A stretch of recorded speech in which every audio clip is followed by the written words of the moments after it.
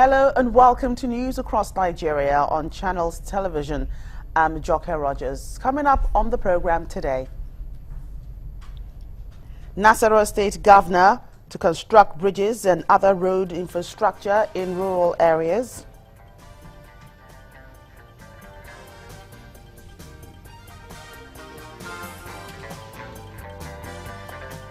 Standard Organization of Nigeria holds an export seminar for farmers and entrepreneurs in Benue State.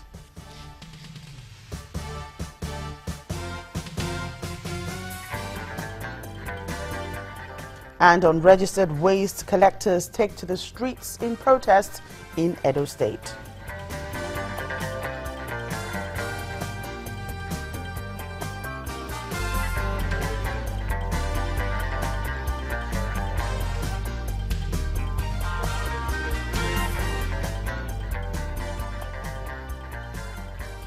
We'll begin in the nation's capital, Abuja, where the Senate has passed the 2016 budget into law.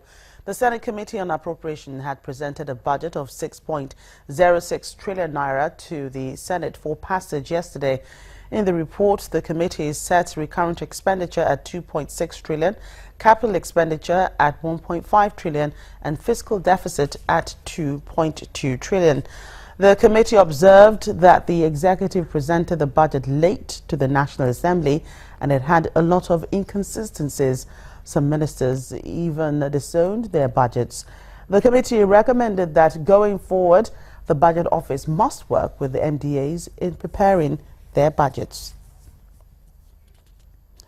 Now we're in the seat of power for the next one, where President Muhammadu Buhari is meeting with the leadership of the Petroleum and Natural Gas Senior Staff Association of Nigeria and the Nigerian Union of Petroleum and Natural Gas Workers at the State House. The purpose of the meeting was not disclosed to journalists, but it may be connected to the recent restructuring at the Nigerian National Petroleum Corporation. The meeting, which is being held behind closed doors, is being attended by the Minister of State for Petroleum, Dr. Ibe Kachiku, the Director General of the Department of State Services, Mr. Lawal Daura, and the Chief of Staff to the President, Mr. Abba Kyari. On March the 8th, 2016, Dr. Kachiku had announced the restructuring of the NNPC. However, oil workers kicked against the announcement and proceeded on an industrial action. The action was later suspended for 14 days for the government to dialogue with the unions and chart a way forward. Meanwhile, queues still trail petrol stations across the country, and this may form part of the discussion at the presidential villa. Well, as Nigerians prepare for the Easter holidays, the federal government has promised to prioritize safety of commuters on the nation's highways. An official in the office of the Secretary to the Government of the Federation, Dr. Ray Ugo, made the pledge in Abuja, where he also announced an increase in funding to the Federal Road Safety Commission. On how the PIPs. How to ensure safety on the nation's highways is what informed this gathering organized by the Federal Safety Corps in Abuja. Key players in the transport sector bear their minds on matters under review. Recent statistics from the World Health Organization shows that road traffic injuries remains a major public health problem and a leading cause of death, injury and disability around the world. One of the discernible factors militating against drivers' education and safety management in Nigeria is lack of enlightenment billboards and other materials which are known to be natural motivator in this kind of instance. The need to save a life, give others opportunity to live to the fullest, grow the economy, as well as remain leading light in fellow human emancipation. Road crashes causes not only economic loss to a nation, but also has developmental consequences. The country representative of the World Health Organization prefers solution on what should be done to check this. Effective interventions include incorporating road safety features into land use, urban planning and transport planning, designing the safer roads and requiring independent road safety audits for new construction projects, improving the safety features of vehicles, promoting public transportation, effective speed management by police and through the use of traffic calming measures. To this end, officials at this event are hopeful that more funding and rehabilitation of existing roads is a step in the right direction. Let me assure you that the federal government of Nigeria, under the leadership of President Muhammadu Buhari, is committed to its civic responsibilities. We are resolute in providing safe and secure environment to enable the people of Nigeria carry out their lawful businesses wherever they live.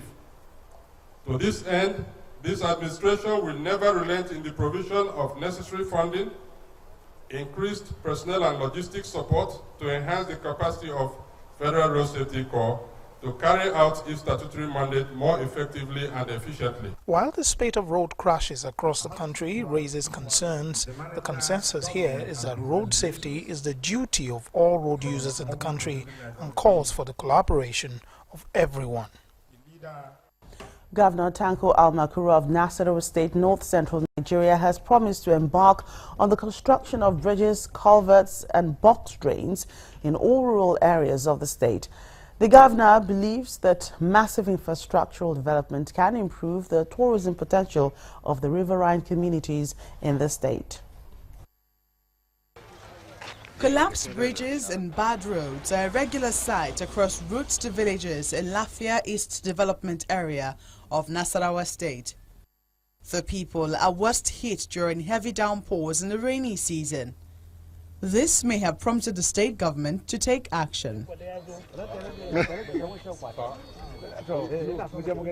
An on-the-spot assessment with contractors is the first line of action.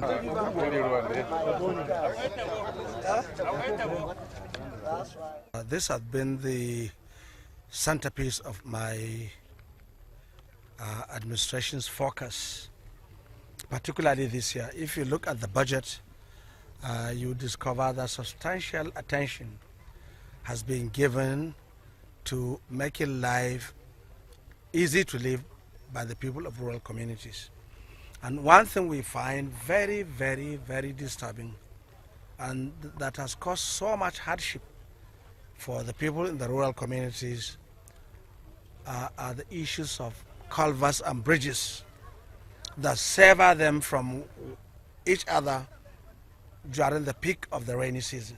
The governor also pledges more infrastructural projects for rural dwellers.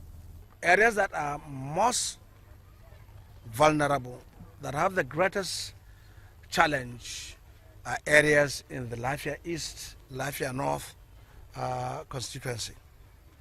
I have, since my 2011 campaign, made some commitment to ensure that the hardship that people are suffering at this axis are taken care of, especially the Abulagu bridge and the bridge that separates Padamambauna south and Padamambauna north.